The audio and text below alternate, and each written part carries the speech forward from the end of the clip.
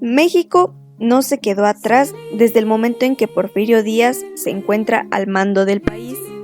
Este se encarga de adoptar modos de vida liberales y constitucionales, un liberalismo patriarcal, que tiene sus antecedentes en antiguas estructuras de gobierno.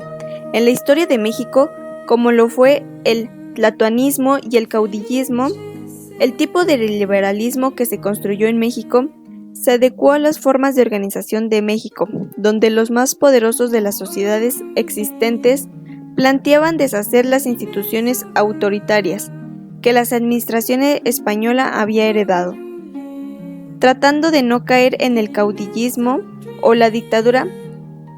Sin embargo, sabemos que ciertas posturas no remiten a pensar al porfiriato como la época de dictadura por excelencia. El Estado tomó como una de sus principales metas la democracia educativa y a partir de entonces se empezó a sistematizar la educación. En 1882, cuando Joaquín Baranda se hizo cargo del Ministerio de Justicia e Instrucción Pública, se le daría una mayor importancia al nivel educativo básico, pues era indispensable asegurar el carácter obligatorio de la educación primaria. Varones y mujeres debían de ir a la escuela de los 6 a los 12 años de edad, pero los niños de las ciudades que tenían acceso a las escuelas no iban, por ignorantes o por hambre. Solo iban los niños por temporadas a las escuelas, y muy pocos lograban terminar los ciclos educativos. El punto que se trató en el primer Congreso de Instrucción Pública de 1889 fue el de la uniformidad. Se buscaba que se dejara de lado las diferencias y convertirlas en una sola. Francisco Cosme dejó en claro que para conseguir la uniformidad se debía garantizar que la educación antes que nada fuera obligatoria, laica y gratuita, y también buscaba métodos y textos que se adapten para cada población, pues no podían imponer lo mismo para todos. Sierra dijo que la uniformidad no podía ser absoluta, así que por otra parte se dijo que la primaria se cursaría de los 6 a los 12 años y que el programa educativo sería el mismo para toda la República. Y aunque eran las mismas materias, cada estado adoptó asignaturas diferentes de acuerdo a las necesidades y prioridades de la población. El laicismo. Con el tema de uniformidad, el Congreso de Instrucción Pública de 1889 a 1890 discutió lo que fue el laicismo, que en conclusión se le entendió como un sinónimo neutral y nunca como antirreligioso sectario, en el cual, según Gregorio Torres Quintero, quien fue famoso por su método para enseñar a leer y a escribir, él decía que las escuelas laicas eran la conquista social más gloriosa del siglo XIX. Los congresistas Miguel Serrano y Ramón Manterola sostenían que el Estado debía respetar la libertad de conciencia y libertad de cultos, y que fuera de las escuelas oficiales nada más, y la decisión de los padres de familia sobre la educación de sus hijos. Adolfo Cisneros Camarada, que era delegado de Yucatán y antirreligioso, proponía que el laicismo se extendiera a las escuelas particulares, y si no fuera así, no se lograría la uniformidad. Al final, se concluyó que la libertad de conciencia y la libertad de cultos era obligada a respetar a todas las escuelas oficiales, y la decisión de la educación era de sus padres, y se respetaban las creencias de las escuelas particulares. Legislación educativa de los novelistas. En la década de los 90 hubo un gran cambio en las reformas educativas. Sí, reformas educativas, como de las que ahora se habla tanto, que no son nuevas, que desde este tiempo se empezaron a cambiar y a cambiar, pasando a veces de ser desapercibidas sus cambios, y a veces no. Este cambio empezó en la Ciudad de México y fue seguido por los demás estados.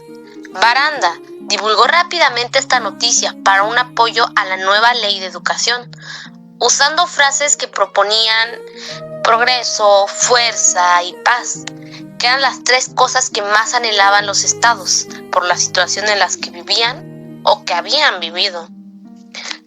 Porfirio Díaz, en 1896, se comprometió a la unidad de la enseñanza, con una educación uniforme. Esto quería decir que la educación primaria se iba a adecuar dependiendo si era en una ciudad o si era de un pequeño pueblo. Creo que es una opción fiable, una educación que prometía adaptarse dependiendo de las necesidades del estudiante y sus diferentes entornos. Sin embargo, al mismo tiempo remarcó y creó brechas sobre las diferencias económicas sociales que ya existían en México. Aún así, las mejoras académicas eran notables. Lamentablemente, debido a la crisis económica, un aumento de gasto y una disminución de salarios hicieron que los padres de familia no pudieran costear una escuela. Se pospusieron las mejoras educativas y hasta que llegaron casi a olvidarse. La legislación educativa de los 90. El Distrito Federal, en 1891, y los estados en diferentes años de esta época reformaron sus leyes de educación pública. El ministro Joaquín Baranda solicitó a los estados su cooperación para realizar los propósitos educativos bajo una misma guía. Para hacer más fácil la divulgación de una educación primaria uniforme como un elemento nacional de fuerza, de paz y de progreso, propuso 2 programas de estudio. Un amplio que iba acorde a las comunidades más adelantadas del país y un reducido que era destinado a las poblaciones de pocos recursos. A principios de su 5º periodo presidencial, Porfirio Díaz dio a la nación un informe, en diciembre de 1896, donde él consideraba que la enseñanza pública en cuanto a su fondo y a su forma era un hecho en el país. El 21 de marzo de 1891 fue promulgada la Ley Reglamentaria de la Instrucción Obligatoria en el Distrito Federal. Se aprovecharon las indicaciones del primer Congreso, aceptando sus programas, distribución de materias y las sanciones para hacer efectiva la enseñanza. Las escuelas municipales seguían un plan diferente a las escuelas federales. En 1892-1893, la crisis financiera y económica provocó un aumento en los egresos y una baja súbita en los ingresos, ocasionando la interrupción de las mejoras educativas. Desde el régimen porfirista, la Escuela Nacional Preparatoria se convirtió en el foco de atención de pedagogos y maestros. El aprendizaje de las materias tenía en fin de crear mentes ordenadas, científicas y progresistas. Porfirio Díaz decía: si todos los mexicanos aprendieran lo mismo, tenderían a actuar de la misma manera. El plan de estudios de la ENP era revolucionario. Antes de su existencia funcionaba el Colegio de San Ildefonso, que ofrecía cursos preparatorios de jurisprudencia.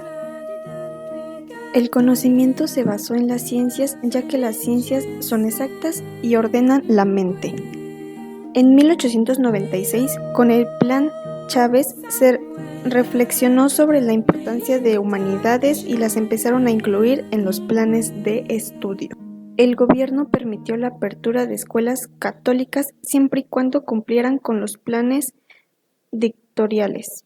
En las escuelas jesuitas estudiaban los hijos de familias acomodadas. Fue entonces, en el segundo Congreso de Instrucción Pública, cuando se estableció que la preparatoria debía ser uniforme para todas las carreras. Las funciones de la preparatoria eran dotar a los educando de estudios preliminares para su labor profesional, para aptitudes físicas y principalmente intelectuales y morales. La ciencia era el método más fácil para conseguir la triple misión: matemáticas, física, química, biología y sociología. La lógica se enseñaba en el último año para generalizar los conocimientos científicos aprendidos. Posteriormente se incorporó humanidades, la literatura teórica y práctica en cada año de los 6 años escolares. El 7 de febrero de 1891, a mediados del segundo congreso, se suprimió latín. Sierra decía que somos medios latinos a comparación de los españoles, italianos y franceses, y que no hacía falta el latín para los conocimientos científicos y los estudios gramaticales del castellano, y que solo servían a abogados y a médicos. Los liberales estaban en contra del pasado y del latín, porque era el idioma que se utilizaba en misas, y los positivistas argumentaban que se apoyaban en Spencer, quien decía que había de acabar con las lenguas muertas y apoyar a las vivas, para que vaya quedando solamente el inglés. El equilibrio es lo que gana. Ezequiel Chávez decía que el plan original de Barreda subsistió 30 años, que era de 1867 a 1896, en el cual él propuso un plan que fue aprobado y que quebró la espina dorsal del contismo. Incluyó en él un curso de psicología. Chávez añade que nunca consiguió que llegara a hacerse un estudio del alma humana, en el cual el curso de psicología experimental trataba del cuadro de los fenómenos psíquicos. Él se estudiaba métodos para la ciencia. Una de las innovaciones era hacer obligatorio la gimnasia para ejercicios higiénicos y no atléticos. También clases de dibujo, clases de canto, en el cual se basa la clase de dibujo para educar la vista y mano. Y el canto era para desarrollar el aparato respiratorio, con un objetivo de conciliar la necesidad de la pedagogía.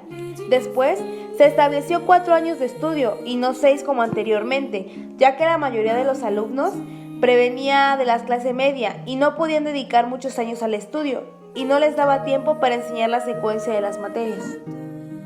La ideología imperante a fines del siglo. A finales del siglo XIX existía una decadencia de la ideología en México. Junto con el siglo pasado fueron muriendo los ideales y las creencias de una generación. Había frustración y desilusión, de tal manera que aparentaba que el término de un siglo narraba el final de una etapa histórica. Para los pensadores liberales del siglo XIX, el espíritu de finales del siglo de México estaba marcado por el decadentismo, el escepticismo, el desaliento y la decepción. Justo Sierra reflexiona y dice, en pleno fin de siglo, siglo más egoísta y más positivista de la historia. El decadentismo en la literatura. El decadentismo refleja el ánimo de una época que buscaba la belleza imposible y el gusto por el pasado. Conceptos que fueron plasmados positivamente por Manuel Gutiérrez Nájera y Carlos Díaz Dufo. Este vaivén de suspiros y utópicos eran breves y hondos, eran quejidos de una generación que expira y agoniza en el escepticismo y un gran desaliento de la decepción. Justo Sierra en El Imparcial el 2 de marzo de 1898 y Carlos Díaz Dufo en la Revista Azul el 7 de octubre de 1894 clasifican este fin de siglo como una enfermedad, utilizando el título La enfermedad fin de siglo, poca sangre y muchos nervios. Sierra dice, una vida pacífica, lenta y vegetativa ha dado una existencia agitada, vertiginosa, febril, que no deja un reposo del órgano humano. La literatura no ha escapado de esta contaminación y se ha dejado llevar. Esta atmósfera, impregnada de éter, de alcohol, estos vientos marean a las generaciones actuales. Para Díaz Dufo, un problema fin de siglo, la enfermedad, es el cientifismo. Dice que ya los sabios señalan una nueva enfermedad de los horizontes de los conocimientos humanos, el cientifismo, agrupación de datos, demasiada recopilación de hechos, semillas que se amontonan en una determinada porción de tierra. Se tiene el exceso de la ciencia y al enciclopédico, los dos vicios del positivismo. El fin del siglo no marcaba el fin de una etapa ideológica, sino de su desmoronamiento. Para Justo Sierra había un vicio en el plan de estudios, una cátedra de filosofía. El porfiriato heredó institutos científicos y literarios a lo largo del siglo XIX. Estos ofrecieron estudios secundarios, preparatorios y profesionales. Sin embargo, las entidades crearon modificaciones en educación con el objeto de unificar la educación a nivel nacional. Lo importante de educar era gran parte de la población, no se carecía de ello debido a que los institutos, colegios se multiplicaron. Se incluían estudios profesionales o bien comerciales, también artes o oficios de índole comercial más que nada. Algunos de los estados en los que se incluía ello era Coahuila, estudio especial de comercio en Juan Antonio de la Fuente, Querétaro, colegio civil en la que se ofrecía leyes, ingeniería, notaria y farmacia. La escuela normal era para profesores. Cada estado tenía pues una diferente manera de llamar a las preparatorias y también de incluir varios niveles de estudio. debido a la Ley de Instrucción Pública en 1867, llamó estudios secundarios después de la primaria, preparatoria, profesional. La primaria se dividió en 2 niveles, elemental, 4 años, y superior, 2 años más. De ahí la confusión con los nombres y los niveles. Sin embargo, para las entidades era más práctica y económica en una misma institución varios tipos de estudios. Es importante señalar que a principios del Porfiriato, 17 estados tenían preparatorias y para 1907, 25 de 29 ya tenían, pues pocas eran las entidades las cuales tenían varias escuelas, como Nuevo León y Veracruz. Había menos preparatorias privadas y se destacan a los colegios católicos jesuitas, quienes tenían que cumplir con los planes de estudio oficiales. Los alumnos se sometían a exámenes dobles. Sus generaciones de los jesuitas eran de jóvenes destacados. Por otra parte, la educación ofrecida en seminarios pretendía formar sacerdotes. Sin embargo, la educación religiosa fue importante porque formó a un número considerable de jóvenes. La tolerancia religiosa de Porfirio Díaz permitió la apertura de establecimientos que no existían en épocas anteriores e hizo la uniformidad de la enseñanza y estimuló la competencia. Es muy importante conocer los aspectos generales durante el Porfiriato, los que marcaron a los mexicanos y su impacto en la educación. Comprender que aunque ya no nos gobernaba España, México seguía interesado en cumplir expectativas extranjeras. ¿A qué se debía esto?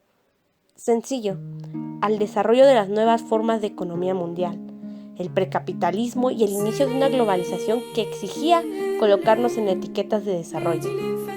También nos da a pensar que Porfirio Díaz fue un personaje que cultivó las ideas de adoptar la forma de vida occidental, que en la Revolución lo veremos, hasta con la etiqueta del Renacimiento mexicano. Pero ese tema es de otro video.